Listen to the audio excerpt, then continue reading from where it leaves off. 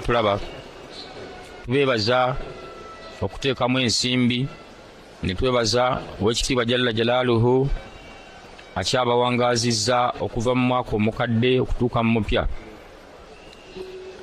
Ekyebbeeyi mu byebbeeyi omuddu kusaalayo raka 2 asabe Oweekitiibwa Allah subhanahu wa ta'ala amuwe ebirungi Allah byateeseteese mu mwaka guno, amukingirize ebbala ebizibu. Allahu akbar, ebizibu osanyuka tomanyi ki kigenda kubeera mu mwaka gujja.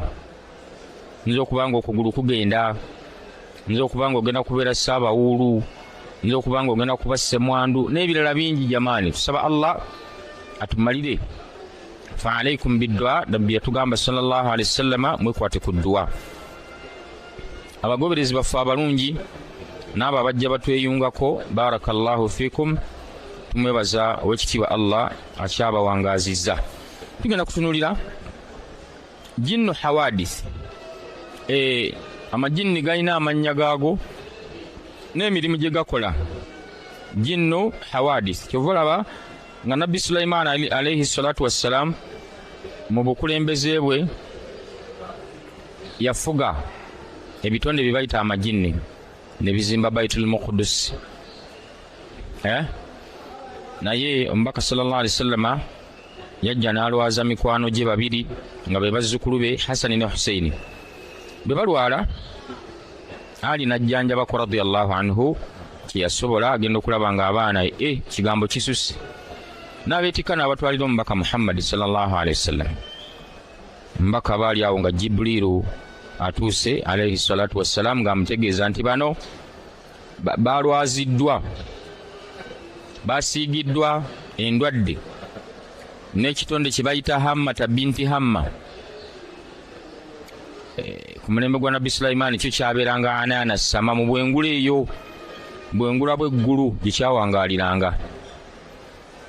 Kijjamu embuto, kirwaza obwana obuto, mizozi n'ebisigadde. Oyo Hammata binti Hamma yakola ku ogwo. Buli jjinni lirina emirimu gyalyo, shayatini zirina emirimu gyazo. Nga bulaba ebitongole, poliisi to keep law and order, prisoni kukuuma basibe, kubalabirira, kubaliisa, kubajjanjaba paka ebbanga lye baba basalira, magye kupambana na ntalo. Bano bambega kugenda nga banoonyereza amawulire amatuufu ne bagatwala eri bakama baabwe okutereeza eggwanga lisobole okutereera. Nga buli kitongole kikola omulimu gwakyo. Hakadha ne jinnu hawadith, ejjinni lino likafulu. Kafulu amanye ebyaliwo mu famire yammwe emyaka 200 emabega nga tonnaba na kuzaalibwa n'okusingawo mu bajjajjaabe eyo abaabimanyi. Jjukira nti ebitonde ebyo Allah yabiwa kibayita obuwangaazi, biwangaala emyaka 3000, 600, 800, omutwalo. Allahu akbar walillahi alhamdu. Yuhilluna wa yudhi'inun, biina sifa y'okweyubula. Nga balaba omusota bwe gulekawo ekiyobyo ekikadde nga guvudde mu ddiba ekkadde ne gufuna eddiba etto. Hakadha n'ekiyenje fomulage, ekiyenje kirina fomula eyo kiva mu guyumba ogukadde mu ddiba ekkadde ne kitandika eddiba eppya nga lyetto, kitandika obulamu obuto. N'amajinni bwe gatyo galinimu embeera eyo ey'okuwangaala ennyo ne gakola ebyo. Kati atunnyonnyola omuwandiisi w'ekitabo nti eyonoona ebyenfuna ebimu ku departments ze yakugukamu mu kwonoona ebyenfuna, jinnu hawadisi kafulu ekolera ddala omulimu ogw'okwonoona ebyenfuna. Ekyokubiri Sheekh kye yagiwandiikako, erwanyisa emikisa gyo. Mu kulwanyisa emikisa gyo ekwata kisooka, n'aleeta ensonga ey'okusatu nti eremesa okuwasa. Allahu akbar. N'omukyala okufumbirwa, kibadde okimanyi omuntu ayinza okubaawo naye nga tamanyi naye lwaki tawasa, n'omwana muwala n'atamanyi lwaki sifumbirwa. Era bangi obasiŋŋaana nga mwana muwala ali awo yekalakaasaniza abasajja bensinga okufunamu chance basajja bakafiiri sibanzikiriza yange ate mwana tubanjagala nnyo ate bampa tulina kukwatira akakadde temunaba nakulabagana tolowooza nti embeera ejja buzi yokka waliwo abagipushinga Sumaya bukere ku makya ng'ali mu kifuba kya Joseph ekyo waliwo akikola bamuyita jinnu hawadith eremesa nosingano musajja nga yawoza emikisa gyennina gy'abakyala abatali basiraamu ba Yosefiina bajjeeni ate mwana wattu balungi ate balina laavu ng'ebyo byannyonnyola agamba nti omusuubuzi emuggyako obwesigwa bakasitoma bwe bajja ku nsonga y'ebbeeyi ekyusa olulimi lwe kintu kya 4,000 najja abagamba 6 bw'abagamba 6 enkomerero yo yennyini netandika okugamba bakasitoma nti gendako wali olaba ekyannya genda okutuukawo nga 4 nga wano baddukirawo ddala nga batandika bakuyita kwekunga nga beekunga oyo temuddayo mugulako atunda 6 ate wano 4 12 nnyingi laba olugendo gye tuva n'ebyenfuna byakyuka so nga sheetaani yalinnye ku lulimi lwono n'ekyusa n'erinnya mu by'obusuubuzi bwe abeere nga aggyibwako obwesigwa ekirala kyekola ekulemesa okwewola n'ekusookayo eri gy'ogenda okwewola n'emukakasanga bw'oli omubbi Allahu akbar okanda kunnyonnyola munnange nga bw'olaba ngenda kuzaazaamu myezi 2 nja kuba nzikomyawo ngene mugamba mu mutima gwe nti obubbi obuli kwono tebulabikanga nako ala wajihi al-ard ku mwaliro gw'ensi togezaako mmuwola era bw'ozimu omanya zigenze buli gw'owola ate gwe kennyini takusasula amakulu eremesa eyingirawo abazimaze zikuŋŋaanya agenda zireeta ne mugamba nti oli mugagga totawaana olaba bwekwetoolola bitonde bikafulu mu ebyo bye byakugukamu ng'era bikolera ddala emirimu gyabyo ku mwaliro gw'ensi kyobalaba nga omumanyi ono yabiwandiikako musobole obbimanya era mwerwaneko oba oli awo wakitiibwa Allah abazza engulu okulwa emmanju mu toilet buli lwogamba nti mbikooye oba osituka booti ng'obukyafu bufuluma ng'oddawo ng'ositama ng'ebukwata etaako katono ng'owulira buli awo kumpi ogamba nenzi dakiika 4 ngenda mu 6 ndi eno oba osituka ng'ebuta nga bufuluma efulumyako katono ng'ebukwata nkola yaayo osingana nti omuntu agende mu manju dakiika 4 kitundu kya ssaawa n'akulungula ng'agenda ku essaawa emu ali eyo balabanga obubonero obwo manya nti oliko jinnu hawadith obutakuuma wuzu bwe buli kaseera oba oyisa omukka tova mu manju wakavaayo ddayo era ye beebikola ng'eri munda mu lubuto lwo yeepukula ekola byekola mu nkola zaayo ebirala byekola jinnu hawadith ekwerabiza buli kirungi kyogenda okukola mwabadde n'endagaano mwina ekirungi kyemugenda okuggusa wallahi nekwerabiza ekiwejjewejje ogenda okukakana nga obivuddeko egyo emirimu gyayo nogaaga omusajja gwe bagambye essaawa 8 gwennyini jangu bakubalira essente zo mwakkaanyiza nodda mu tulo nekusumagiza neweebaka ozuukuka 10 ng'abasajja bataddemu transport ne bajja ku sayiti ne bakuba essimu nga n'essimu togiwulira weebase ebyo bibaawo mu bulamu bwaffe tolowooza nti bigwa bugwi waliwo abiseesaamu bamuyita jinnu hawadith naam era ojja kukakana nti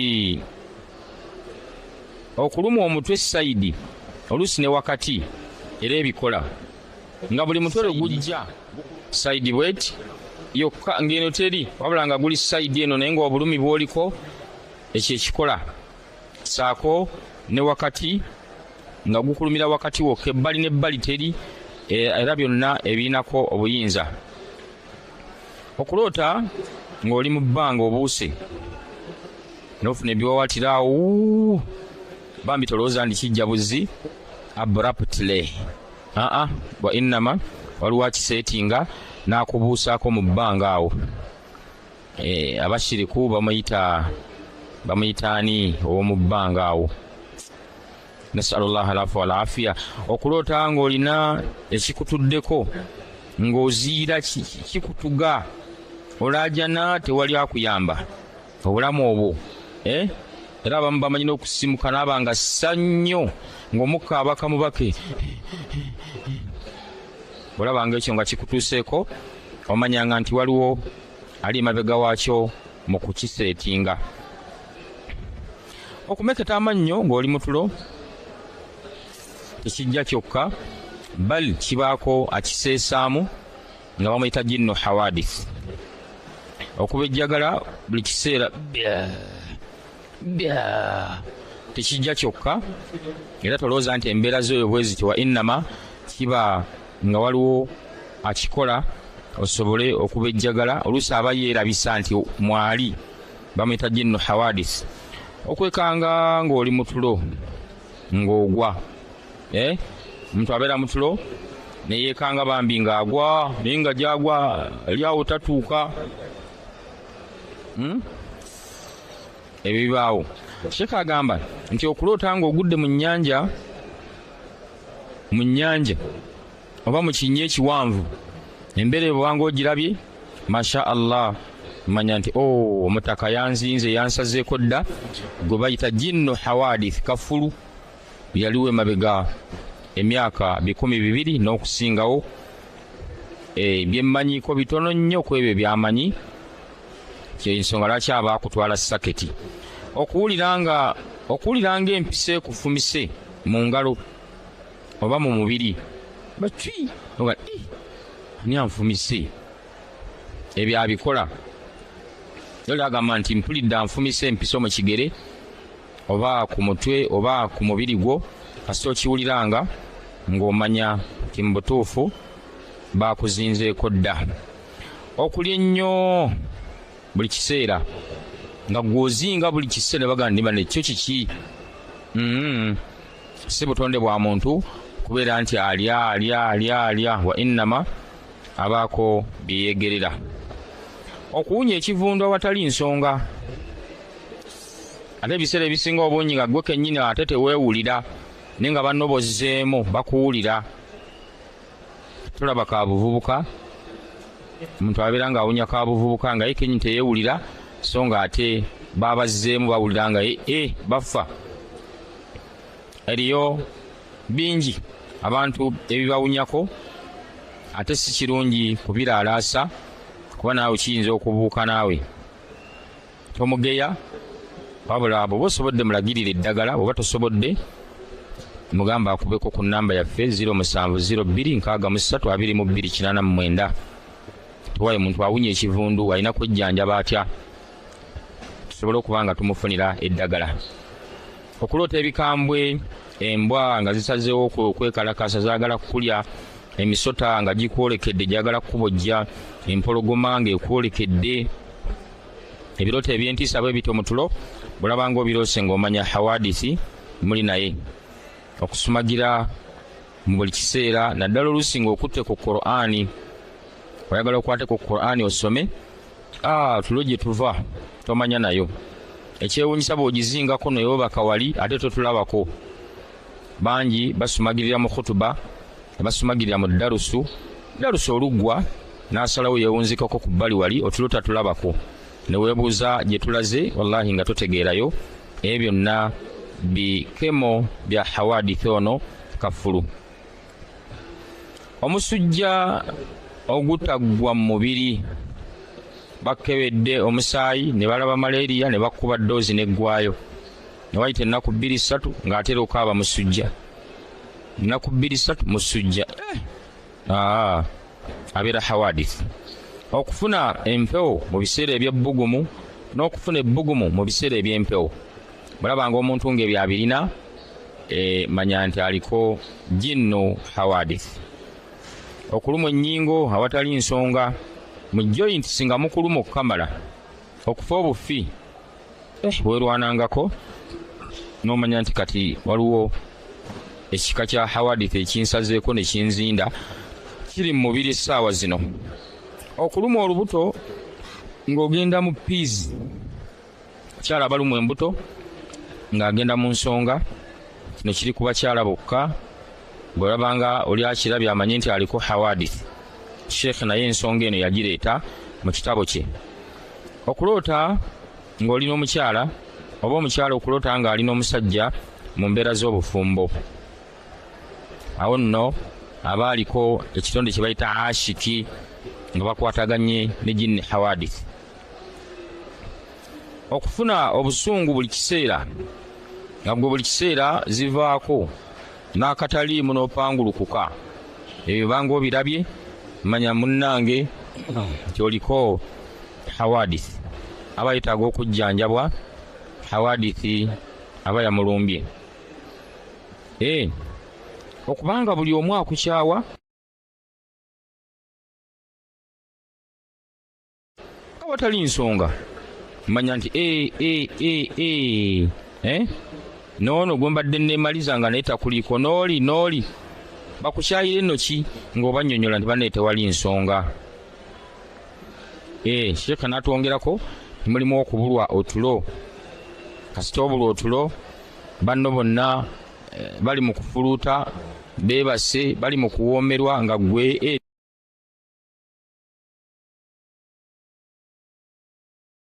liisookanula po n'ojjako n'ettaala po akakuba ebweruka owulira. Bw'olabanga embeera yekutuuseeko ng'omanya nti oliko jinnu hawadith. Okunanaagira buli lw'onyiiga, buli lw'oba onyiize bw'oti ebigambo tebyatuka, ng'owulira ebigambo tebivaayo, bagamba nti oba oliko hawadith. Sheikh atulaga nti ebimu ku ebyo kasita olaba sayinizi zino ze tukunnyonnyoddeko ng'olaba zikweyolese, manya nti hawadith muli butoola naye. Okusituka n'otambula ng'oli mu tulo, Allah, anno bw'oli ku kitanda bakwekanga oli wansi ekigoddu. Bw'oba wasuze wansi bagenda okulaba ng'otambula otomera bisenge okukera ku makya nga wazimbye, anti gy'olaga oba tolabayo. Ate olusituka otambula butambuzi. Kabonero akalaga nti mu butuufu omuntu aliko hawadith. Okusanga engoye zo mu keesi nga nsaleesale, oluusi nga ziyidde omuliro. Abangi abandaba era abampuliriza twakannyonnyolera bubonero buno. Tosuubira nti mu nnyumba yo mulimu alina obubonero buno. Olinda hawadith zizaale zitandika okuba nga zifuuka ebiyenje ebingi mu nnyumba, zitandika okufuuka emmese ennyingi, zitandika okufuuka ebiku. Lwaki olinda ziyale? Kuba kasimu kaffe 0702632289 osobola okuba nga ow'ekitiibwa weetaasa, tujjanjabe omwana w'obusiraamu, tujjanjabe omukyala omusiraamu n'omwami omusiraamu insha Allah. Munnange kasita olabanga nga mu butuufu osituka n'otambula mu tulo, bagamba okusanga engoye zo mu keesi nga zisalaasaliddwa, n'ogamba ataani yayingidde mu keesi, laba bwe yasaze kaati cwi. Ekyo manya nti hawadith yakyaddeko mu keesi yo. Oluusi nga ziyidde n'ogaba omuliro ate gwavuddewa ne gujja mu keesi. Okubeera n'emmese nnyingi nga ne bw'ozitega tezirya. Allahu akbar. N'okubeera n'ensekere ennyingi n'ebiku n'envunza, kasita ziba mu bungi, kasita biyitirira obungi, ng'olwomanya munnange ettabbu etuuse ku ginnaayo, weerwaneko. Bangi muyina emmese awaka, muteze obutwa tezifa. Nga ne tulina wano akabaani kaffe aka UN, United Nation, kamawanga magatte, kalimu ebika 7 eby'eddagala. Okateekako aliko shayatini wali n'akyankalana, biki ebyo biki bimutadde kawunya bubi ng'olwomanya ataliko shayatini tekamukosa. Ne bw'oba biziba nga zikuliko kebikkiremu, kagoba eziri mu nnyumba n'eziri ku mubiri. Saba Allah subhanahu wa ta'ala akakuumire ku mutindo ogwo. Osobola okukafuna ku 0702632289. Kajja kuyambako ku mmese, ebiku, ebiri mu nnyumba biidhinillah bibeere nga bisenguka. Ebuza amaanyi g'ekisajja n'omukyala n'abeera nabukalu, jinno hawadith. Olaba ne gyetuuse gulaba bantu buli kaseera kuba masimu ku malediyo, banne mutuyambeko, ne baleeta alakala, mukama n'ayamba ani. Omusajja ng'akulaga kakuleti kanywedde wali. Allahu akbar lillahi alhamdu. Ne kati lwaki oba tosooka kwebuuza nti oba nawe mina shayatini, oba mu mutendera gwa sitaani gwe gubuza amaanyi g'ekisajja ne gufula oli nabukalu hakadha. Nabbi byatusomesa byonna oba oli awo twabisula mu ggulu kabiriwa ebyokubeera nti magalibi bwe beeyingidde tuggale amayumba.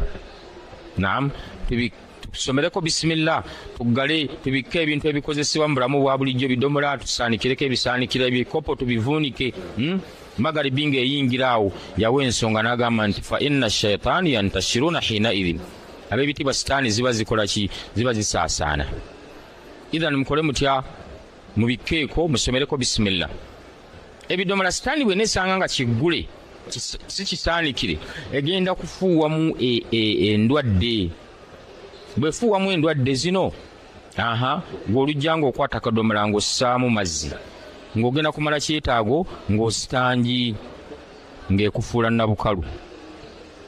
Oli ng'anaaba naye ng'asitangi, ng'amaanyi bagatwala. Oba obitegeera? Era awo wava kandida. Ne baga nti akandida ava ku toyireti nga nkyafu. Oli n'omusiŋŋana nga yeegendereza, alina toyireti y'ennyonjo gy'agendako, ali ku dduuka agigendamu bw'omu, era kandida n'amusalaku n'oga nti ate ani yagikyafuwazza omulala. Ku asidi ava mu musulo osubirawo kawuka ki akayinza okumweŋŋanga, kabeere awo mbu kabeere nga kataapinga obwerere bw'omukyala kayingiremu.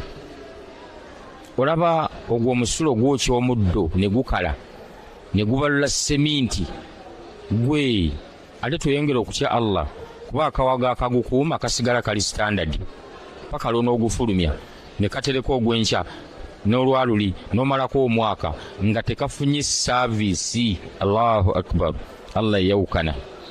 Obitegedde ebyo? So tufuna endwadde through kuva ku sunna ya mbaka sallallahu alaihi wasallama, obutaggala mayumba ku magalibi, n'obutabikka ku bintu ebikozesebwa mu bulamu bwa bulijjo, n'obutasomerako bisimillah. Kitwala no bbanga ki? Kuva ku magalibi maaso essaawa emu, va ku ssaawa emu, ssaawa bbiri ne bwe muba mugguddewo, hadithi weeraga. N'akaseera ako sheetaani etukyankalanya, omuntu wayagalira agende anaabe, abaana bakyayera, bano bali mu kwoza bintu, bano bajjayo mbuzi, bano wemufuukira bizolo muyisiŋŋanya ate ne shayatini, ofuluma eyingira neekusooka mu buliri. Lwaki oneebaka otulo nga yeeri wali erina kukukanga kakana ng'ekutta awali swiki y'otulo ng'ekulemesezza okwebaka, kujeemera sunna za mubaka Muhammad sallallahu alaihi wasallam. Sheikh agambye nti ebuza amaanyi g'ekisajja n'omukyala n'emufuula nabukalu. Erwaza omuddu buli kika kya bulwadde bwonna. Allah akbar. Sheikh bwe yali atujjanjaba yagamba nti noonya awali mukwano gwo atali mushiriki yenna asobola okujjanjabako enzijanjaba ey'obusiraamu, akusomerere ayati za rukuya. Olukuya ogenda omunywe ate omunaabeko. Era weekuumire ku bino, okudda eri Allah nga mu nnyumba ye toyinaamu kagatta ku Allah kintu kirala. Mu waleti yo, ku mulimu, mu mmotoka yo, mu ofiisi yo, nga byonna wabikwasa Allah subhanahu wa ta'ala. Nga bw'ogamba nti inna salati wa nuski wa mahayaya wa mamati lillahi rabbil alamin. Mazima edduwa zange zinsaba sisabangako ku kirala, siwanjagirangako ku mpewo za kika. Inna salati, Allahu akbar.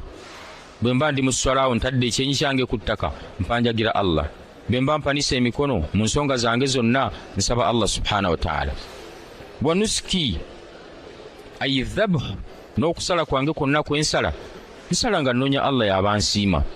Sisalira mpewo, sisalira mayumba, sisalira mmotoka. Nsalira wakitiibwa Allah. Bismillah, Allahu akbar, akiika, udhiya,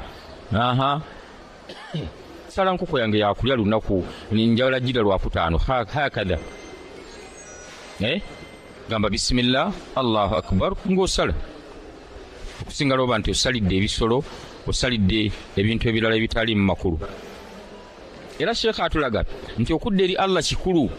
Allah bingi byakumalira, bingi w'ekitiibwa jalla jalaaluhu kukwagala kwajo tujize kwekyo Allah tabaraka wa taala kyayagala. Allahumma salli ala Muhammadin wa ala ali Muhammad kama sallaita ala Ibrahim wa ala ali Ibrahim innaka Hamidum Majid wa barik ala Muhammad wa ala ali Muhammad kama barakta ala Ibrahim wa ala ali Ibrahim innaka Hamidum Majid. Allahumma rabbana atina anfusana wa in lam taghfir lana wa tarhamna lanakunanna minal khasirin. Rabbana ighfir lana wal walidina warhamhum kama rabbawna asghar. Allahumma ighfir lil mu'minina wal mu'minat wal muslimina wal muslimat al ahya' minhum والأموات.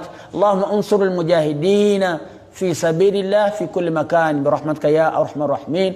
وصل اللهم على نبينا محمد وعلى آله وصحبه وسلم والحمد لله رب العالمين. السلام عليكم ورحمة الله وبركاته.